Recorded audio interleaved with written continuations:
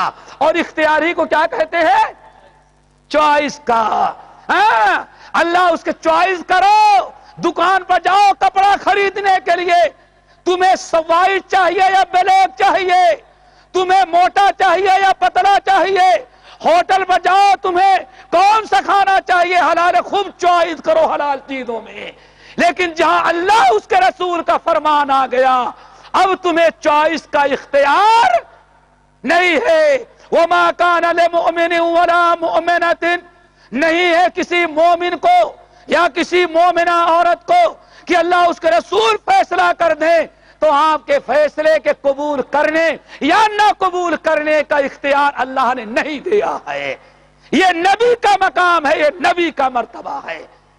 سنا ہوگا، اللہ اکبر، نبی علیہ السلام، یہ آیت بھی بڑی عجیب و غریب موقع پر نازل ہوئی۔ حضرت زینب رضی اللہ تعالیٰ عنہ کے بارے میں آیت نازل ہوئی ہے۔ نبی علیہ السلام کے آزاد کردہ غلام زید بن حارثہ رضی اللہ تعالیٰ عنہ ہیں۔ نبی علیہ السلام نے حضرت زید بن حارثہ کا پیغام بھیجا، دیا زینب رضی اللہ تعالیٰ عنہ کو۔ زینب رضی اللہ تعالیٰ عنہ آپ کے رشتے میں ہیں، ہاشمی خاندان سے، پورے عرب میں کیا پوری دنیا میں سب سے اونچے حسب نسب کی خاتون ہیں۔ ایک طرف سب سے اونچے حسب نسب کی خاتون، اور دوسری طرف پیغام جو دیا جا رہا ہے ان کو شادی کا، ایک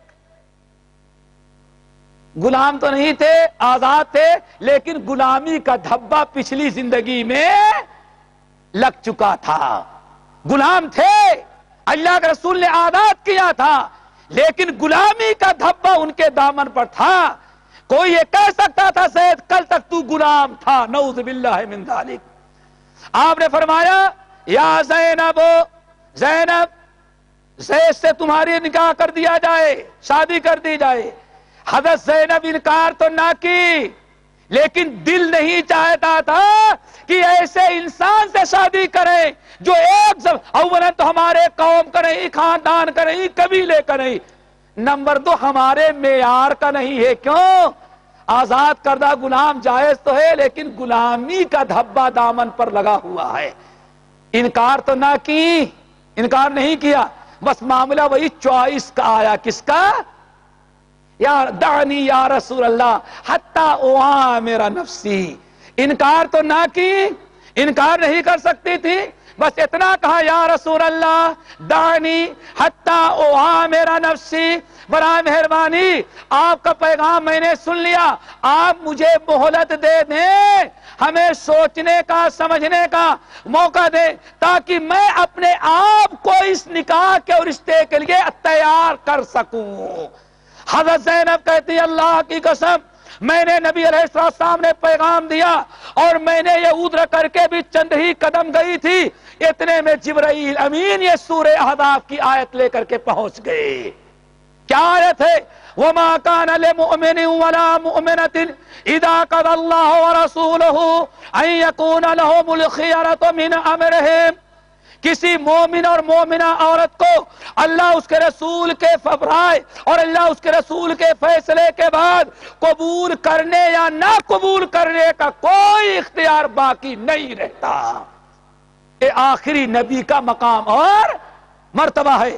اسے اللہ تعالیٰ نے ارشاد فرمایا، اللہ اکبر، وَمَن يَفْعَلْ ذَلِكَ، شیخ یہ آیت ہے نا، وَمَن يَفْعَلْ ذَلِكَ، اور جس نے اللہ اس کے رسول کے فیصلے کو فیصلہ سن لینے کے بعد کہنے لگا میں چوائس کروں گا، ہمیں بھی کچھ آزادی ملنی چاہیے، ہمارے لیے سیٹ ہے یا ان سیٹ ہے، یہ سوچنے کا بہانہ کیا، اللہ فرماتے وَمَن يَفْعَلْ ذَلِكَ فَقَدْ ضَلَّ ضَلَالًا مُبِينًا، وہ کھلی گمراہی میں جا گرا، ہدایت چھن گئی اس سے۔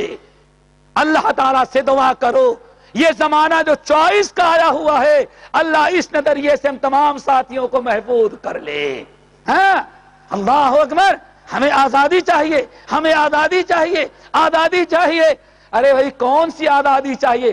آزادی نہیں بلکہ دین سے آزادی چاہیے، اور دین سے آزادی ہو گئی چلو ٹھیک ہے، شریعت سے آزادی، محمد صلی اللہ علیہ وسلم کی اطاعت سے آزادی تو ہو گئی، اور غلامی کس کی کیا؟ اطاعت کس کی کیا؟ وہ مخلوق جو انسانوں سے زیادہ جانور کے ساتھ زندگی گزارتی ہے۔ کس کے ساتھ؟ جن کی عورتوں کے گود میں بچے نظر نہیں آئیں گے، تمہیں کتے نظر آئیں گے۔ بچے تو ان کے بیبی ہوم میں ہوں گے، اور ان کے بستر پر کتے ہوا کرتے ہیں۔ نبی کی اطاعت کا انکار کیا، نبی کی فرما برداری سے آزادی کیا، تو نے خود مختاری نہیں اختیار کیا، بلکہ اعلیٰ درجے کی اطاعت سے گھٹیا درجے کے اطاعت کا شکار تو ہو گیا ہے۔ آزادی نہیں ہے، غلامی ہے۔ دنیا میں ہر ایک کی آزادی، ہر ایک کی غلامی سے آزادی نبی کی اطاعت میں ہے، اور نبی کی اطاعت سے جو آزاد ہوا، دنیا میں جانور کا بھی غلام بن جاتا ہے وہ۔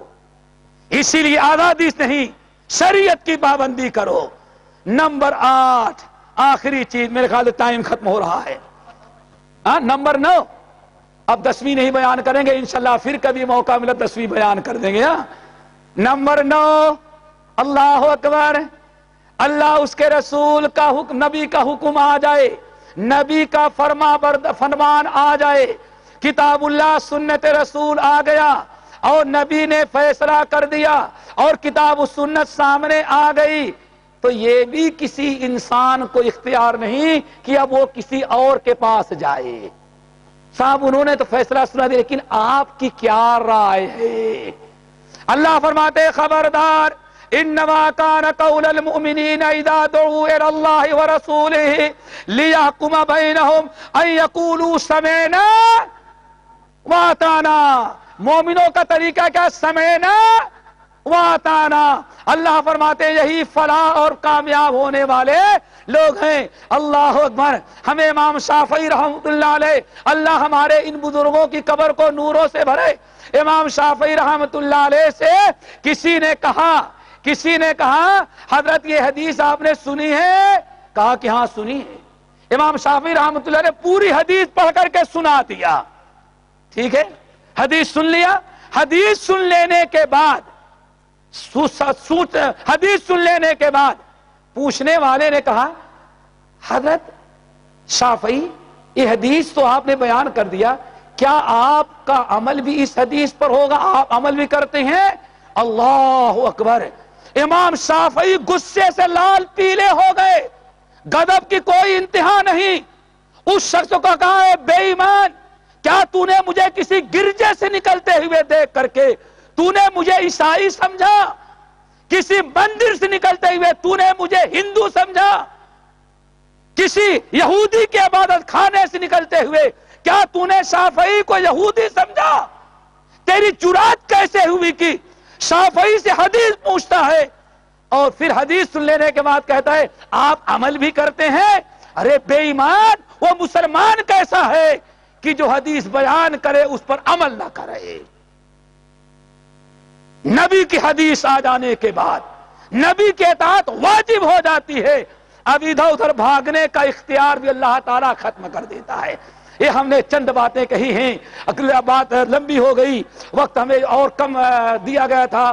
اللہ تعالیٰ اس مجلس کو خیر و برکت کا مجلس بنائے، اور جو کچھ ہم نے کہا ہے اللہ تعالیٰ اس پر ہم کو اور آپ تمام ساتھیوں کو عمل کرنے کی توفیق نصیب فرمائے، اور اس مجلس کی جو کچھ فضیلتیں اللہ نے مقرر کی ہیں ہم تمام ساتھیوں کو اس مجلس کے فضیلت کا مستحق بنائے۔ اللہم اغفر للمؤمنین والمؤمنات، واقول قولی ھذا واستغفر اللہ من کل ذنب واتوب الیہ۔